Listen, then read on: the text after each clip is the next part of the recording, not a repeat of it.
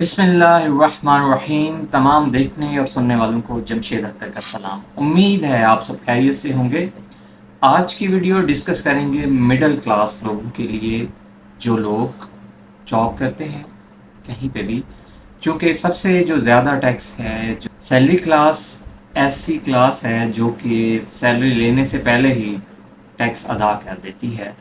जो एम्प्लॉयर होता है, जिनके पास जॉब कर रहे हैं, उनकी रिस्पॉन्सिबिलिटी है कि वो टैक्स डिडक्ट करके अपने एम्प्लॉइज़ को सैलरी ट्रांसफ़र करें। तो इस वजह से जो सैलरी तबका है, तनख्वाहदार तबका है, वो सबसे ज़्यादा टैक्स पे कर रहा है। और अभी गवर्नमेंट ने कुछ थोड़ा सा सैलरी क्लास तबके को रिलीफ दिया है। तो आज की वीडियो में हम डिस्कस करेंगे कि आप अगर सैलरी क्लास से हैं तो आपको कितना इसमें बेनिफिट हुआ है।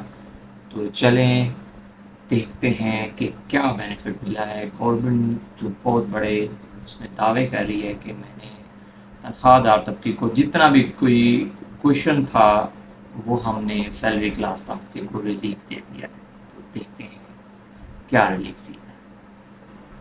अच्छा, इसमें जो हम अभी डिस्कस करेंगे कि आपका टैक्स स्लैब क्या है,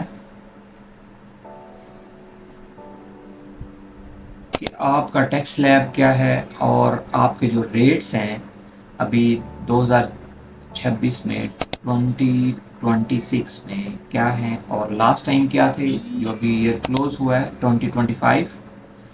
और टैक्स में रुपीज़ में क्या डिफरेंस आया है, परसेंटेजेस में क्या है, तो थोड़ा सा जो टैक्स पेयर को रिलीफ मिला है वो क्या है, वो अभी हम इस वीडियो में डिस्कस करेंगे। चूँकि सैलरी क्लास वो लोग हैं जो सैलरी लेने से पहले ही टैक्स दे देते हैं। मीन्स कि एम्प्लॉयर की रिस्पॉन्सिबिलिटी है कि वो टैक्स डिडक्ट करके अपने एम्प्लॉइज़ को फिर वो सैलरी पे करे। ठीक है, तो ये लॉ में है। इस वजह से जो टैक्स सैलरी क्लास है वो बहुत ज़्यादा टैक्स पे करती है। और अभी गवर्नमेंट ने थोड़ा सा रिलीफ दिया उन्हें, ताकि वो कुछ ना कुछ उनको इंसेंटिवाइज किया जाए। और अभी कह भी रहे थे कि जो कुछ थोड़ा बहुत क्वेश्चन था गवर्नमेंट के पास, स्पेस थी, वो सैलरी क्लास को दे दी गई है। तो वो जानना ज़रूरी है कि कितना बेनिफिट सैलरी क्लास को मिला है। चाहिए मैंने एक एवरेज ले लिया है। ये स्लैब्स थे, स्लैब्स वही ऑलमोस्ट।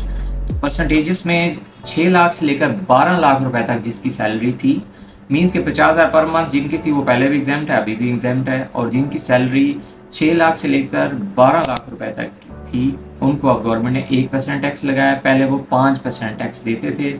तो देखा जाए तो 6,000 टैक्स उनका बनेगा, पहले कितना बनता था 30,000।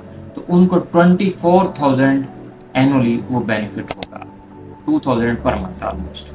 अच्छा, फिर इसी तरह 12 लाख से 22 लाख रुपए तक अगर किसी की सैलरी थी तो उसका जो रेट है वो 6,000 जो प्रीवियस स्लैब है प्लस 11%। और पहले कितना था, ये 15% था, तो 30,000 और 6,000। तो मीन्स कि उनकी जो सैलरी बनेगी अब 1,16,000। और अगर प्रीवियस स्लैब होता तो उसकी सैलरी पे जो टैक्स बनना था वो 1,80,000 रुपये। तो उसे 64,000 रुपीज़ का एनुअल रिलीफ मिल गया।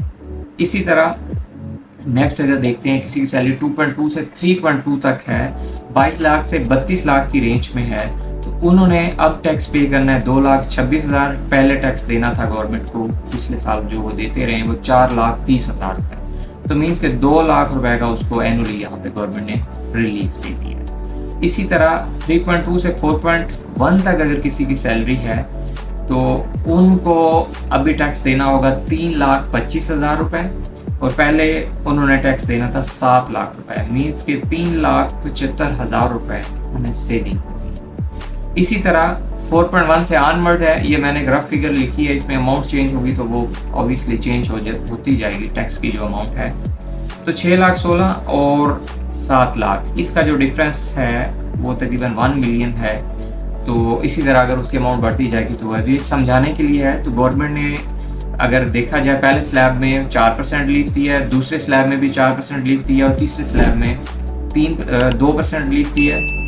और आगे चूँकि स्लैब्स में परसेंटेज में तो फ़र्क नहीं है, अगर जो प्रीवियस स्लैब्स हैं उनमें डिफरेंस आया तो इस वजह से वो उन्हें बेनिफिट इसका मिला। तो ये वाला था एक ब्रीफ सी समरी। नेक्स्ट वीडियो में हम डिस्कस करेंगे सैलरी टैक्स कैलकुलेटर। उसमें मैं शीट भी शेयर करूँगा ठीक है। और जिन्होंने सीखना है वो सीख भी सकते हैं कि सैलरी के स्लैब में टैक्सेस एक सिंगल फार्मूले में वो किस तरह से कैलकुलेट कर सकते हैं। तो इंशाल्लाह नेक्स्ट वीडियो में आप देखेंगे कि ये वाली जो है कैलकुलेशन वो कैसे